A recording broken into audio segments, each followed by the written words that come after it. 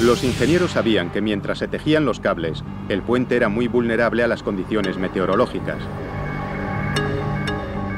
Si llegara de pronto un tifón, lanzaría cientos de filamentos por el aire como si fueran látigos.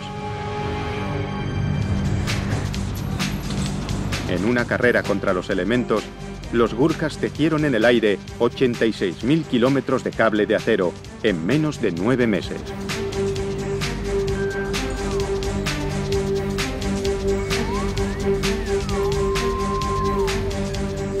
Una cantidad suficiente como para rodear más de 2 veces la Tierra.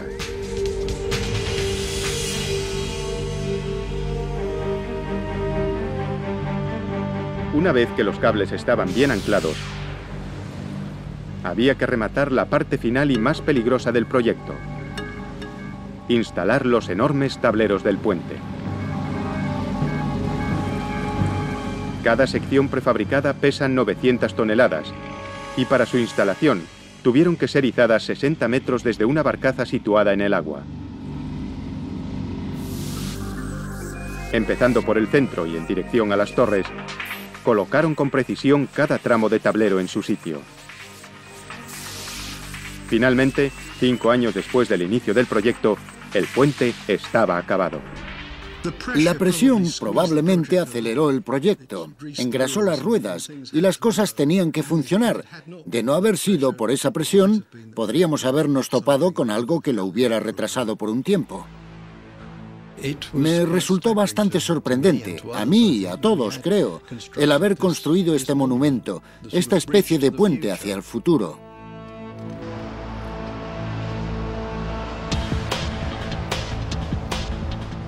La finalización del puente y del túnel aportaba los 2 enlaces cruciales de la ruta entre la ciudad y el nuevo aeropuerto. Pero ahora, los 2 enlaces tenían que ser conectados entre sí. Eso suponía hacer 2 nuevas autopistas en uno de los lugares más congestionados del planeta. Hong Kong había construido ya el puente de doble tablero más grande del mundo y un túnel de 2 kilómetros bajo el puerto Victoria, ambos en un tiempo récord. Ahora había que construir las arterias que los enlazarían.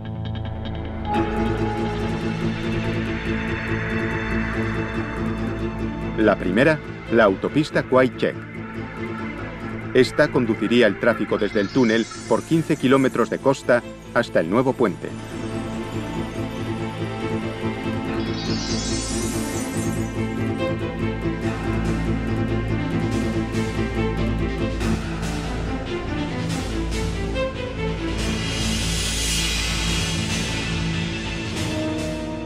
Para poder mantener abierto el congestionado puerto de Kowloon, los ingenieros tuvieron que hacer la nueva autopista por encima de otra ya existente de 15 carriles. Y eso no fue todo. Para minimizar las retenciones, los operarios trabajaban solo de noche.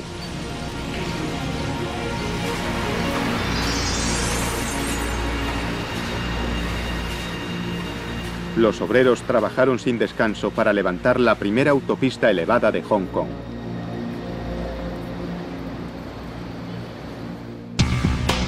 Mientras tanto, la otra autopista, el eslabón final de la cadena, también estaba en construcción. Esta carretera de 12 kilómetros, llamada autopista North Lantau, llevaría el tráfico desde el puente al aeropuerto.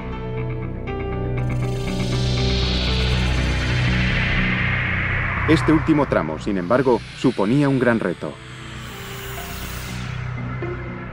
El terreno sobre el que se construiría era una sucesión de empinadas colinas rocosas.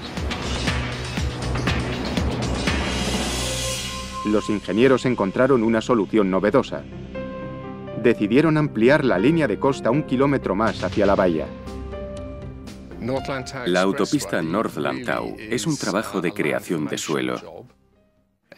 Fue necesario dragar un montón de material blando del lecho marino, construir 9 kilómetros de malecones y después añadir 25 millones de metros cúbicos de suelo nuevo tras el malecón. Y además de la carretera, estaba también la línea de ferrocarril y todos los servicios necesarios para el aeropuerto, tales como agua, gas, teléfono, etc. Los constructores arrojaron más de 23 millones de toneladas de roca al océano. Piedra suficiente como para construir una muralla de 1,5 metros entre Moscú y Madrid. A consecuencia del alto grado de actividad, realizamos en casi 5 años el trabajo que habríamos realizado en 10 o 15. Cuando este enlace estuviera finalizado, la ruta estaría acabada. Una nueva vía, situada en una isla artificial, que se abría paso desde el aeropuerto, recorriendo una autopista costera de 12 kilómetros, atravesando uno de los puentes colgantes más largos del mundo, cruzando una autopista elevada de 10 kilómetros y pasando por un túnel submarino hasta llegar a Hong Kong. Sería un logro asombroso. Y sin embargo, no sería suficiente. La nueva ruta era perfecta para coches y camiones, pero no servía para los 2,5 millones de personas que usan el metro.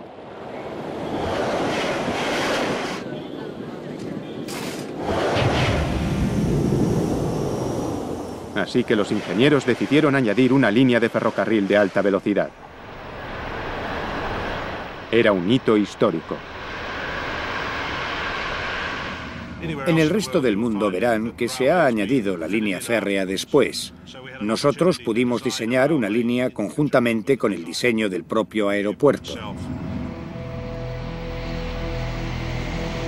El nuevo tren al aeropuerto necesitaría una gran estación propia en Hong Kong.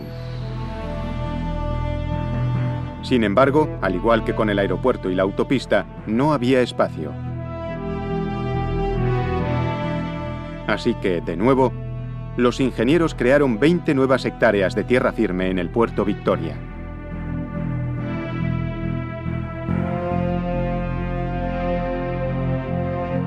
En solo 2 años, la nueva estación estaba acabada.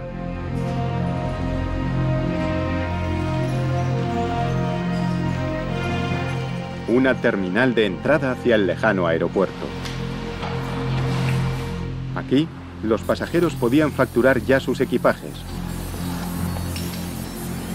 y disfrutar de un viaje de 20 minutos bajo el puerto,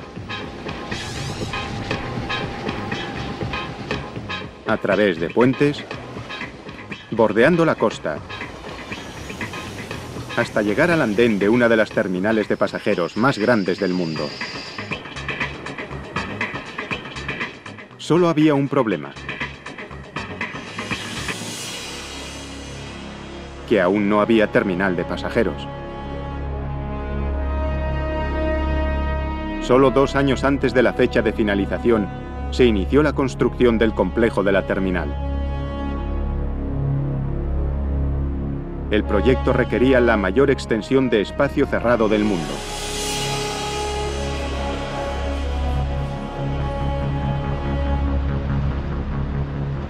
Pero cuando empezaron a trabajar en los gigantescos cimientos de la terminal, realizaron un terrible descubrimiento. Las mareas hacían que el agua penetrara por los cimientos. Si no se corregía, aquella agua haría que la terminal se derrumbara con sus 500.000 metros cuadrados de extensión. Los ingenieros sabían que no podían luchar contra las mareas. Tenían que encontrar un modo de asegurar el edificio contra esa presión.